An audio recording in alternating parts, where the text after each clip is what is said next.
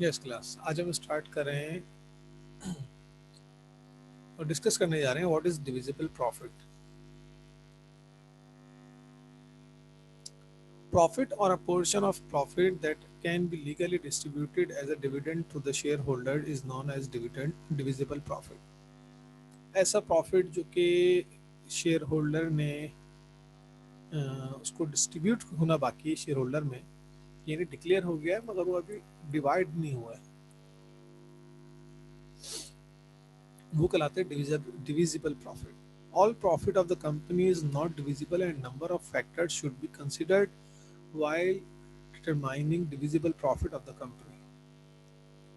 पूरा का पूरा प्रॉफिट डिविजिबल नहीं होता है, उसके लिए कुछ फैक्टर्स होते हैं जो कि उसको कंसिडर किया जाता है। देन आफ्टर दैट वो डिटरमाइन करेंगे कि आपने प्रॉफिट का कितना पार्ट जो है वो डिवाइड करना है या डिस्ट्रीब्यूट करना है। जैसे कि हमें एक चीज़ क्लियर है, कंपनी को जब प्रॉफिट होता है तो कंपनी उसको अपनी एक अकाउंट में ट्रांसफ़र करती है जो कहलाता है रिटेन अर्निंग अकाउंट। इसी तरह अगर हम बात करें शेयर होल्ड सोल ओनरशिप की बात करें या पार्टनरशिप की बात करें, जब उन ऑर्गेनाइजेशंस को इन इन नेचर ऑफ ऑर्गेनाइजेशंस में अगर प्रॉफिट होता है तो ये लोग ट्रांसफ़र करते हैं कैपिटल के अंदर। ठीक है, इनका प्रॉफिट कैपिटल में ट्रांसफ़र होता है। सोल ओनरशिप में अगर एक इन्वेस्टर है तो प्रॉफिट भी उसी की कैपिटल अकाउंट में ही ट्रांसफ़र होगा। इंडिविजुअल है तो जो प्रॉफिट लॉस होगा उसी के उसमें ट्रांसफ़र होगा अकाउंट में। इसी तरह अगर पार्टनरशिप की बात करें, पार्टनरशिप में मिनिमम 2 मैक्सिमम 20 पार्टनर्स हैं, तो उनमें भी जो प्रॉफिट होगा, पार्टनरशिप फर्म को जो प्रॉफिट होगा वो फर्म उस प्रॉफिट को पार्टनर्स के कैपिटल अकाउंट में ट्रांसफर कर देगी। मगर जब कंपनी को प्रॉफिट होता है तो कंपनी उसको कैपिटल अकाउंट में डायरेक्ट ट्रांसफर नहीं करती, कंपनी उसको रिटेन अर्निंग अकाउंट में ट्रांसफर करती है जो कंपनी का प्रॉफिट अकाउंट कहलाता है। देन उसके बाद कंपनी ये जो फैक्टर्स बताए गए हैं उन फैक्टर्स को सामने रखते हुए फिर डिस्ट्रीब्यूट करेगी, पहले डिक्लेयर करेगी देन डिस्ट्रीब्यूट कर देगी। ठीक है, फॉर एग्जाम्पल कंपनी को जो है 1 मिलियन का प्रॉफिट हुआ है तो कंपनी क्या करेगी, वो 1 मिलियन का प्रॉफिट ट्रांसफर कर देगी रिटेन अर्निंग के अंदर। फिर देखिए कंपनी को किस चीज़ की नीड है, अभी ये प्रॉफिट कहाँ यूटिलाइज होना चाहिए। अब कंपनी को जो है वो प्लांट परचेज करना है तो कंपनी एक रिजर्व क्रिएट कर देगी, उसकी एंट्री पास करेगी retained earning debit reserve for plant extension credit, तो कुछ अमाउंट निकाल के प्लांट में ट्रांसफर कर देगी। ठीक है, फिर उसके बाद हम देखते हैं कुछ कॉन्टीजेंसीज के रिजर्व भी होते हैं कि कोई हादसा हो जाता है तो उसके लिए कुछ पैसे अलग करके रख दी थी कंपनी, तो उसका रिजर्व अलग क्रिएट कर देगी। तो उसी प्रॉफिट में से कुछ अमाउंट क्या हो रही है, वो उसकी अमाउंट की एलोकेशन हो रही है और वो अमाउंट जो है साइड में रख देती है कंपनी कि भाई वो इस पर्पस के लिए, जिस पर्पस के लिए अभी आपने आपको बताया। ठीक है, उसी प्रॉफिट में से उसके बाद कंपनी देखती है कि अब कंपनी की नीड कंप्लीट हो चुकी है, अब उसमें से कंप्लीट नहीं कुछ पार्ट जो है वो डिस्ट्रीब्यूट कर दिया जाए। ठीक है, तो कंपनी देखती है कितना डिस्ट्रीब्यूट किया जाए भाई, 3% कर देंगे, 5% कर देंगे। ठीक है, तो कंपनी फिर उसमें से शेयर होल्डर की मीटिंग में डिस्कस करने के बाद रेट ऑफ प्रॉफिट को फॉर एग्जांपल 5% डिसाइड करती है। देन वो 5% जो है वो डिस्ट्रीब्यूट होता है शेयर होल्डर में। फिर उसके बाद हम देखते हैं जब डिविडेंड, जो ये डिविडेंड कहलाता है ना, यानी एक शेयर होल्डर जिनके पास कंपनी के शेयर्स मौजूद हैं वो शेयर होल्डर कहलाते हैं। शेयर होल्डर्स को जो प्रॉफिट डिस्ट्रीब्यूट होता है वो कहलाता है डिविडेंड। वो डिविडेंड की भी 2 टाइप्स होती हैं, एक होता है कैश डिविडेंड, एक होता है stock dividend. Cash dividend means अगर किसी शेयर होल्डर के पास कंपनी के शेयर हैं यानी शेयर्स पर, उन शेयर होल्डर को कंपनी अगर कैश की सूरत में प्रॉफिट दे दे तो वो कहलाता है कैश डिविडेंड। और कंपनी अगर उन शेयर होल्डर को मजीद अपने stocks they they, for example एक शेयर होल्डर को 1 लाख रुपए का प्रॉफिट दे रही है कंपनी, अगर 1 लाख रुपए कैश ट्रांसफर कर दे उसके अकाउंट में तो कहलाएगा कैश डिविडेंड। और अगर 1 लाख रुपए के शेयर ट्रांसफर कर दे उसके अकाउंट में कि भाई आपको हमने 1 लाख रुपीज के 10 रुपीज ईच, ठीक, 1 लाख रुपीज के शेयर आपके अकाउंट में ट्रांसफर कर देंगे तो ये कहलाता है स्टॉक डिविडेंड। तो दोनों डिविडेंड जो है वो कंपलसरी नहीं कंपनी देगी। अगर कंपनी की फाइनेंशियल पोजीशन वीक है तो कंपनी के हो सकता है डिविडेंड डिक्लेयर ना करे, इस साल डिविडेंड आपको पे ना करे, वो नेक्स्ट ईयर फिर दे देगी। ठीक है, तो जैसे इसमें मेंशन किया हुआ है, all profit of the company is not divisible and number of factors should be considered. वो ये फैक्टर्स थे कि कंपनी उन फैक्टर्स को सामने रखती है और उसकी बेस पर एलोकेशन करती है रिटेन अर्निंग में से। वो रिजर्व क्रिएट करने के बाद जो अमाउंट बच जाती है उसको भी कंप्लीट नहीं, ऐसा ना हो जीरो के बैठ गया, नहीं, उसमें से भी फिर एक अमाउंट निकालती है। किस पर्पस के लिए? डिविडेंड पर्पस के लिए। और फिर वो कैश और स्टॉक डिविडेंड को डिक्लेयर करती है, और फिर जब वो देखती है कि डिस्ट्रीब्यूट कर देना चाहिए, देन वो बाद में डिस्ट्रीब्यूट भी कर देती है।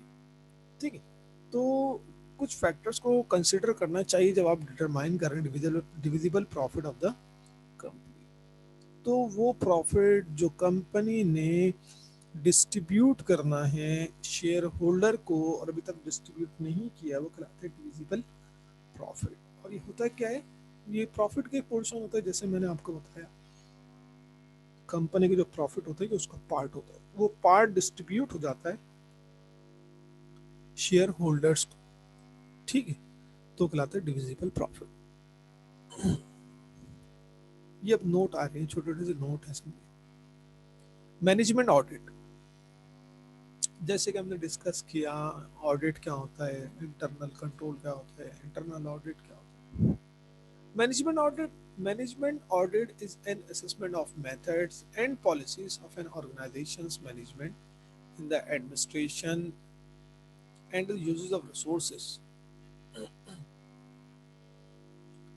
समझिए, एक तरह के मैनेजमेंट ऑडिट परफॉर्मेंस को मेजर करने का मेथड होता है, जिसके अंदर जो है ऑर्गेनाइजेशंस की जो मैनेजमेंट है उसकी पॉलिसीज को मेजर किया जाता है या उसकी परफॉर्मेंस को मेजर किया जाता है।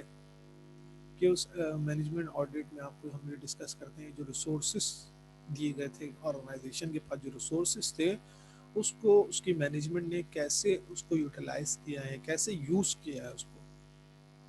यानी कंपनी की समझे वो परफॉर्मेंस को, मैनेजमेंट ऑडिट में मैनेजमेंट की परफॉर्मेंस का ऑडिट होता है कि मैनेजमेंट की परफॉर्मेंस लास्ट ईयर के मुकाबले में करंट ईयर में क्या परफॉर्मेंस शो कर रही है, यानी कोई इंप्रूवमेंट आई है नहीं आई है। जब हम किसी कंपनी के मैनेजमेंट को की वेरिफिकेशन वेरिफिकेशन तो नहीं बोलेंगे, एग्जामिनेशन कर रहे होते हैं या उसको एग्जामाइन कर रहे होते हैं या उसकी परफॉर्मेंस को मेजर कर रहे होते हैं, that is called management audit. The objectives of a management audit are to, first establish the current level of effectiveness. पहले तो हम देखते हैं उसकी करंट लेवल ऑफ इफेक्टिवनेस है क्या। अगर हम दे उसमें हमें लगता है कि इसमें जो उसकी जो लेवल है अभी वो थोड़ा सा उसमें से कुछ लैकिंग है, कुछ वीकनेस हमें नज़र आती है, तो हम उसको इम्प्रूव करने की कोशिश करते हैं। ठीक है, और अगर बिल्कुल भी नहीं है तो उसको इस्टेब्लिश करते हैं, बना के देते हैं कि आपका करंट स्टैंडर्ड जो ये होना चाहिए, ये स्टैंडर्ड है, इसके मुताबिक आपने जो है मैनेजमेंट को अपनी ऑर्गेनाइजेशन को रन करना है। ठीक है, तो मैनेजमेंट उसके ऑब्जेक्टिव क्या है मैनेजमेंट ऑडिट के? सबसे पहले कि आपने जो करंट लेवल ऑफ इफेक्टिवनेस है उसको इस्टेब्लिश रखना है।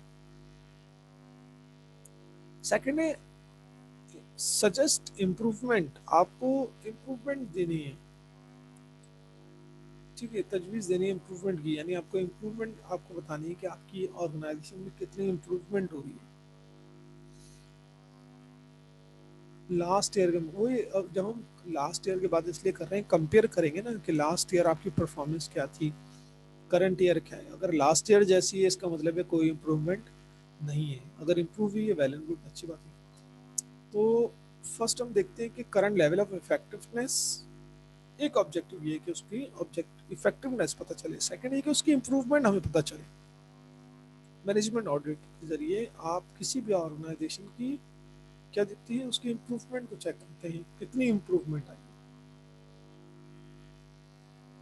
लास्ट में ले डाउन यानी establish standard for future performance, और एक ऑब्जेक्टिव ये होता है कि आप फ्यूचर परफॉर्मेंस के स्टैंडर्ड को जो है इस्टेब्लिश कर रहे होते हैं कि ये आपके जो है फ्यूचर परफॉर्मेंस के जो है स्टैंडर्ड है। अगर हमें लगता है कि इसमें इम्प्रूवमेंट नहीं आ रही तो आप इन चीज़ों पर, इन पॉइंट्स को फॉलो करें, आपकी ऑर्गेनाइजेशन के अंदर जो है वो क्या होगी, इम्प्रूवमेंट आ जाएगी।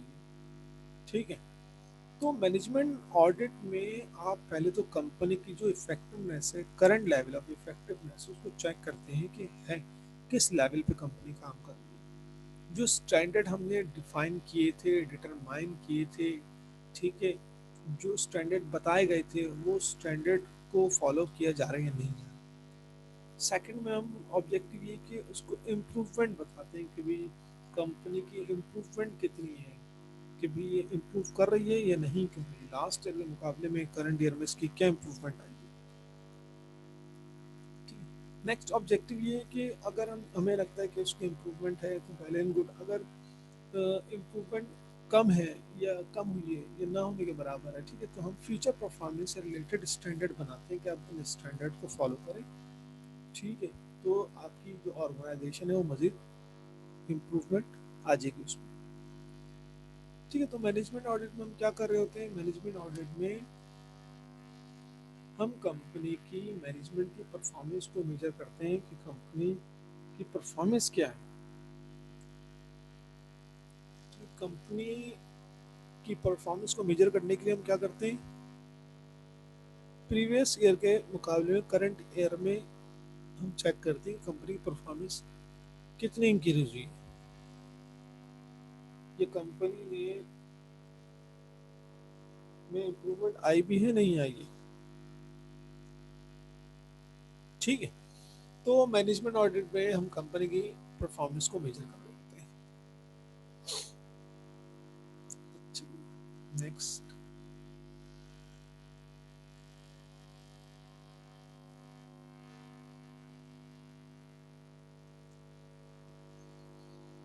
Audit cycle. अच्छा, ऑडिट साइकिल में जो हमने जो टॉपिक्स पढ़े हैं वो सब उसमें से कुछ टॉपिक भी हमें सामने नजर आ रहे हैं। ऑडिट साइकिल मींस कि जब ऑडिटर ऑडिट करता है तो उसकी साइकिल किस तरह चलती है, कि वो पहले क्या चीज़ देखता है, कैसे आगे बढ़ता है वो। ठीक है। जैसे कि हमने लिखा हुआ है यहाँ पर कि ऑडिट जो कंपनी का होता है वो ऑडिट बेस करता है सम ओपिनियन पर, जिसको बोलते हैं ऑडिट रिपोर्ट। जब देता है कोई भी ऑडिटर तो वो कुछ ओपिनियन पर बेस करता है। वो ओपिनियन होती है कि भाई मेरे मुताबिक कंपनी की परफॉर्मेंस ये है, तो ऑडिटर ने अपनी ओपिनियन दी है। ठीक है। और वो जो ओपिनियन होती है वो बेस करती है ऑडिट एविडेंसेस पर। उसने ओपिनियन ऐसे ही नहीं दे दी कि मेरे मुताबिक कंपनी की परफॉर्मेंस जो है वो ये है, यानी कंपनी के लिए उसने कोई अगर क्लीन रिपोर्ट पेश की है या उसने एडवर्स रिपोर्ट पेश की है, ठीक है, तो जो भी रिपोर्ट दी है ऑडिटर ने वो बेस करी है एविडेंसेस के ऊपर। ठीक है। वो ऑडिट एविडेंसेस क्या है वो उसमें हम डिस्कस करते हैं। उन एविडेंसेस के ऊपर ओपिनियन दी गई है, ओपिनियन के ऊपर ऑडिट हुआ है। और वो जो एविडेंसेस उसने कलेक्ट की हैं वो ऑडिट प्रोसीजर अप्लाई करके कलेक्ट की है। उसने एक प्रोसीजर अप्लाई किया ऑडिट का, वो ऑडिट का प्रोसीजर अप्लाई करने के बाद उसके बाद वो एविडेंस आई। और वो ऑडिट का जो प्रोसीजर अप्लाई किया है उसमें हमारे पास टू टाइप्स होती है प्रोसीजर्स की। उसमें होता है substantive and compliance.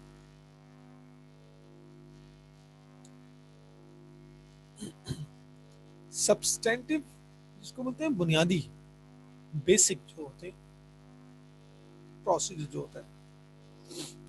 Compliance, compliance में इस तरह कह लें जो रूल्स रेगुलेशन बने हुए होते हैं, ठीक है, स्टैंडर्ड होते हैं, ये समझे बोल। तो ऑडिट प्रोसीजर को हमने टू पार्ट्स में डिवाइड किया हुआ है। फर्स्ट है सब्सटेंटिव एंड सेकंड है कंप्लायंस। पहला जो पार्ट है सब्सटेंटिव, उसमें भी फर्स्ट है वॉचिंग एंड वेरिफिकेशन। ऑडिटर क्या करते हैं, वॉचिंग करते हैं एंड वेरिफिकेशन करते हैं। वॉचिंग मीन्स इधर वॉचर चेकिंग होती है, रेवेन्यू और एक्सपेंसेस से रिलेटेड अकाउंट्स की वॉचिंग होती है। ठीक है। जैसे कि हम बात करते हैं सेल्स की, वॉचर सेल्स की होती है।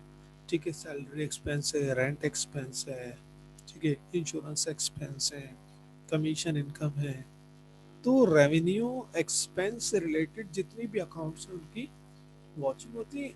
And verification means assets and liabilities की वेरिफिकेशन होती है। समझ रहे हो? इस तरह कह लें आप, जो रेवेन्यू और एक्सपेंस के अकाउंट है इसको हम बोलते हैं नॉमिनल अकाउंट। ये नॉमिनल अकाउंट कहलाते हैं अकाउंटिंग में। नॉमिनल अकाउंट की वॉचिंग होती है एंड एसेट्स एंड लायबिलिटीज की वेरिफिकेशन होती है। इसको वेरीफाई करते हैं, आपके पास एसेट्स हैं तो एसेट्स कितने के हैं, इसकी करंट वैल्यू कितनी है, यानी बुक वैल्यू कितनी है, ये आपने कब परचेज की, हिस्टोरिकल कॉस्ट क्या है इसकी। इसी तरह लाइबिलिटीज है, तो उसमें शॉर्ट टर्म कौन सी है, लॉन्ग टर्म कौन सी है, लाइबिलिटीज किसको पे करनी है, कितनी पे करनी है, तो उसकी वेरिफिकेशन की जाती है। मिस्टर ए ने परचेज किया, तो मिस्टर ए ने कब परचेज किया था, से परचेज किया सर, मिस्टर ए से परचेज किया है तो उनको पेमेंट कितनी करनी है, कितनी पेमेंट हो चुकी है, कितनी पेड हो चुकी है, कितनी पेबल है। तो सब्सटेंटिव यानी बुनियादी तौर पर हम करते क्या हैं, रेवेन्यू और एक्सपेंसेस के अकाउंट की वॉचिंग करते और एसेट्स एंड लायबिलिटीज के अकाउंट्स की वेरिफिकेशन करते हैं। अब मैं आपके सामने नाम लूँ कि भाई लैंड, आप बोलेंगे वेरिफिकेशन, सैलरी एक्सपेंस आप बोलेंगे इसकी वॉचिंग होगी, बॉन्ड्स पेमेंट आप बोलेंगे इसकी वेरिफिकेशन होगी, कॉस्ट ऑफ गुड्स सोल्ड आप बोलेंगे इसकी वॉचिंग होगी। तो रेवेन्यू और एक्सपेंस की जितनी भी अकाउंट्स हैं उनकी वॉचिंग होगी एंड एसेट्स एंड लायबिलिटीज की वेरिफिकेशन होगी। नेक्स्ट सब्सटेंटिव का पार्ट है एनालिसिस ऑफ की फाइनेंशियल रेशियोज। जैसे कि हमने बिल्कुल फर्स्ट क्लास में डिस्कस किया था कि अगर आप किसी कंपनी की फाइनेंशियल पोजीशन को डिस्कस करने जा रहे हैं, स्टडी करने जा रहे हैं, तो आप उसको कैसे स्टडी करेंगे। फाइनेंशियल स्टेटमेंट देखकर तो नहीं रीड करेंगे, सेल्स इतनी, कॉस्ट ऑफ गुड्स सोल्ड की वैल्यू इतनी है, रेंट एक्सपेंस इतना है, नहीं ऐसे नहीं होता। फाइनेंशियल स्टेटमेंट को स्टडी करने के लिए हम उस पर कुछ रेशियोज अप्लाई करते हैं जो कि फाइनेंशियल रेशियोज कहलाते हैं। वो रेशियो अप्लाई करने के बाद हमें किसी भी ऑर्गेनाइजेशन की प्रॉफिटेबिलिटी, उसकी जो है क्या कहते हैं लिक्विडिटी, उसकी सॉल्वेंसी, ये हमें क्लियर होती है कि कंपनी की प्रॉफिटेबिलिटी, लिक्विडिटी, सॉल्वेंसी कितनी है। यानी कंपनी कितनी स्ट्रांग है, कितनी वीक है, कंपनी इस वक्त कहाँ स्टैंड कर रही है, कंपनी की फाइनेंशियल पोजीशन क्या है। और इस तरह हम फाइनेंशियल रेशियोज अप्लाई करने के बाद क्या कर रहे होते हैं, हम क्या करते हैं, to find out whether we should check going concern और नॉट। ये इस तरह कह लें और इजी कर लें, हम चेक करते हैं लिक्विडिटी, कंपनी की लिक्विडिटी चेक करते हैं इसमें कि कंपनी की लिक्विडिटी कितनी है। लिक्विडिटी मींस जैसे हमने डिस्कस किया था, लिक्विडिटी में हम देखते हैं कि कंपनी के पास जो करंट एसेट्स हैं क्या उनमें वो इतनी एबिलिटी है कि वो करंट लायबिलिटीज को पे कर सकते हैं। यानी हम करंट एसेट्स और करंट लायबिलिटीज को कंपेयर कर रहे होते हैं लिक्विडिटी में, कि कंपनी के पास कितने करंट एसेट्स हैं, कितनी करंट लायबिलिटीज हैं। फॉर एग्जांपल अगर 1 मिलियन के करंट एसेट्स हैं और 0.8 मिलियन की लाइबिलिटीज है, यानी 0.2 मिलियन जो है हमारे पास डिफरेंस जो आ रहा है वो कहलाता है वर्किंग कैपिटल। ये हमारे पास करंट एसेट्स ज्यादा है, हम करंट लाइबिलिटीज को इजीली पे कर सकते हैं, दैट इज कॉल्ड लिक्विडिटी, जिसको वर्किंग कैपिटल बोलते हैं। वर्किंग कैपिटल लिक्विडिटी का पार्ट है। ठीक है, अगर हमें दिखता है कि कंपनी की लिक्विडिटी नहीं है, कंपनी की जो लाइबिलिटीज है वो ज्यादा हो रही है यहाँ पे करंट एसेट्स के मुकाबले में, कंपनी की लिक्विडिटी बहुत वीक हो गई, इट्स मीन हम फिर गोइंग कंसर्न को चेक करते हैं। गोइंग कंसर्न क्या होता है, आपने गैप के प्रिंसिपल में पढ़ा होगा, जनरली एक्सेप्टेड अकाउंटिंग प्रिंसिपल, नीचे मैंने उसका पॉइंट लिखा हुआ है कि going concern means business is not going to liquidate in near future. Business near future liquidate होने नहीं जा रहा, इसको बोलते हैं गोइंग कंसर्न। तो हम गोइंग कंसर्न को चेक कर रहे होते हैं इसके जरिए, लिक्विडिटी के जरिए, कि ऐसा तो नहीं है कि ये बैंकरप्ट हो जाए कंपनी, या बैंक कंपनी की लिक्विडिटी बहुत वीक है कंपनी, इसका मतलब है बहुत ज़्यादा नहीं चलने वाली है, इसकी कंपनी बैंकरप्ट होने वाली है। तो ऑडिटर भी कंपनी की फाइनेंशियल पोजीशन पर कुछ फाइनेंशियल इश्यूज अप्लाई करने के बाद चेक कर रहा होता है कि कंपनी की लिक्विडिटी कितनी है, समझिए कंपनी भी बैंकरप्ट होने वाली है, तो उसको ये भी मेंशन करना होता है। ठीक है, नेक्स्ट है कंप्लायंस। कंप्लायंस सेकंड पार्ट है इसका, यानी to check internal control whether departments are smooth functioning और नॉट। कंप्लायंस में एक ऑडिटर चेक करता है कि कंपनी का इंटरनल कंट्रोल सिस्टम कैसा है, क्या जो डिपार्टमेंट्स हैं वो स्मूथ फंक्शनिंग कर रहे हैं नहीं कर रही है। यानी अगर हम देखते हैं कि भाई कंपनी के अंदर पहले तो इंटरनल कंट्रोल सिस्टम है नहीं है, हाँ भी कंट्रोल सिस्टम है, किस तरह बनाया हुआ है, जैसे कि हमने पहले भी डिस्कस किया था कि हमारे पास जो है एक कैश डिपार्टमेंट, एक अकाउंट डिपार्टमेंट है, एक हमने फाइनेंस डिपार्टमेंट अलग बना दिया है फॉर फॉर ठीक है। इन तीनों डिपार्टमेंट के ऊपर एक डिपार्टमेंट बैठा हुआ है, वो उन तीनों की परफॉर्मेंस को मेजर कर रहा है, रिकंसाइल कर रहा है सब। समझे, वो है आपका इंटरनल ऑडिटर है, वो बैठा हुआ है, वो उन तीनों को चेक कर रहा है। इसी तरह प्रोडक्शन डिपार्टमेंट है, उसमें भी प्रोडक्शन को भी डिवाइड कर दें तो उसके भी पार्ट्स बन जाएंगे। उन तमाम डिपार्टमेंट्स के ऊपर एक प्रोडक्शन मैनेजर बैठा हुआ है, वो तमाम डिपार्टमेंट्स को देख रहा है। इस तरह मार्केटिंग डिपार्टमेंट, ठीक है। तो कंप्लायंस के अंदर ऑडिटर ये देखता है कि जो तमाम डिपार्टमेंट्स हैं ये स्मूथ फंक्शनिंग कर रही हैं या नहीं कर रहे, ठीक है। अब जो हमने ऑडिट साइकिल ऊपर से डिस्कस की थी कि ऑडिटर जो ऑडिट करता है वो सम ओपिनियन के ऊपर करता है, वो ओपिनियन एविडेंस के जरिए आती है, एविडेंस प्रोसीजर के जरिए आती है, प्रोसीजर में सब्सटेंटिव होता है, कंप्लायंस होता है, ठीक है।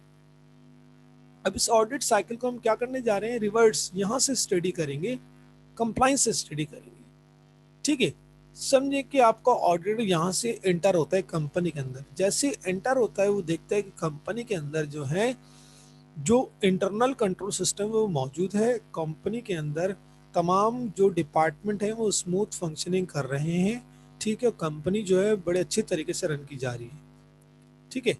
चेक एंड बैलेंस है इसके ऊपर, ठीक, कंपनी में चेक एंड बैलेंस मौजूद है। उसके बाद जब वो देखता है कि हाँ भी इंटरनल कंट्रोल सिस्टम है और कंपनी के अंदर जो है चेक एंड बैलेंस हो रहा है, उसकी बेस पर जो अकाउंटेंट है वो सब्सटेंटिव जो अप्लाई करेगा, उसमें थोड़ा सा देखिएगा कि जब इंटरनल कंट्रोल सिस्टम है तो बहुत ज़्यादा समझे जान नहीं लगानी है। यानी जैसी अगर इंटर होगा और देखिएगा कंपनी के अंदर कुछ भी नहीं है, बस जैसे गवर्नमेंट ऑर्गेनाइज इदारे चल रहे होते हैं, आ रहे हैं और जा रहे हैं बस सब, तो कोई तो फिर वो उसके बाद वो सब्सटेंटिव जो अप्लाई करेगा वो फिर सही से अप्लाई करेगा, एक चीज की वॉचिंग और वेरिफिकेशन होगी, एक चीज की फिर वो फाइनेंशियल इश्यूज भी देखकर अप्लाई करेगा सही से, ठीक है। तो ये जितने भी ये सब्सटेंटिव अप्लाई करेगा ये बेस कर रहा है कंप्लाइंस के ऊपर, ठीक है। इस वक्त आप ऑडिट की टर्म्स को अप्लाई कर रहे हैं डायरेक्टली, ठीक है ना, ऑडिटर इन लैंग्वेज को यूज नहीं करते, वॉचिंग और वेरिफिकेशन, वो सब्सटेंटिव और कंप्लाइंस की बात करते हैं। वो कंप्लाइंस के ऊपर डिपेंड करेगा, अगर कंप्लाइंस उसको नजर आता है कि इधर स्ट्रांग है, देन वो सब्सटेंटिव जो काम करेगा यानी ये जो अप्लाई करेगा प्रोसीजर, इसमें थोड़ा सा बहुत यानी बहुत ज़्यादा टफ नहीं होगा उसके लिए काम करना, उसको समझ में आ जाएगा कि भाई कंप्लाइंस है, यानी इंटरनल कंट्रोल सिस्टम इसका स्ट्रांग है और तमाम जो डिपार्टमेंट्स हैं वो स्मूथ फंक्शनिंग कर रहे हैं, तो फिर वो सब्सटेंटिव को जो अप्लाई करेगा बहुत टफ नहीं होगा उसके लिए, ठीक है। वो देखेगा हाँ ठीक है इंटरनल कंट्रोल सिस्टम है तो मसला नहीं होगा इतना। तो वो क्या करेगा, वॉचिंग एंड वेरिफिकेशन जो यानी रेवेन्यू एक्सपेंस की वॉचिंग और एसेट लाइबिलिटीज की वेरिफिकेशन में बहुत उसके लिए टफ नहीं होगी वो, ठीक है, देख लेगा, चेक तो करेगा। इसी तरह रेशोज भी अप्लाई करेगा, मगर वो उसके लिए इतना उनके लिए उसके लिए मसला नहीं होगा, ठीक है, देखें जब उसका इंटरनल कंट्रोल सिस्टम ही नहीं होगा ना, कंप्लाइंस ही उस पर अप्लाई नहीं हो रहा है, इसका मतलब है इधर पता नहीं रिकॉर्ड कंप्लीट है नहीं है, पता नहीं कोई अकाउंटिंग की बुक कंप्लीट की है नहीं की, कहीं कोई वीकनेस है, कोई कोई मसला है, तो इश्यूज होंगे। जब ये अप्लाई हो रहा ऑर्गेनाइजेशन में तो ये सब चीज़ें ज़्यादा मसला नहीं करेंगी ना, डिफिकल्टीज नहीं होंगी बहुत ज़्यादा ऑडिटर को ऑडिट करने में। ठीक है, तो पहले कंप्लायंस फर्स्ट आएगा, कंप्लायंस को देख के वो उस पर सब्सटेंटिव अप्लाई करेगा। ठीक है, उसकी बेस पर वो एविडेंस को कलेक्ट करेगा, वो एविडेंस कलेक्ट करने के बाद उन एविडेंस के बेसिस पर अपना ओपिनियन देगा, और ओपिनियन देने के बाद उस कंपनी को ऑडिट रिपोर्ट इशू कर देगा, यानी ऑडिट हो गया कंपनी का। तो ये कहलाती है ऑडिट साइकिल।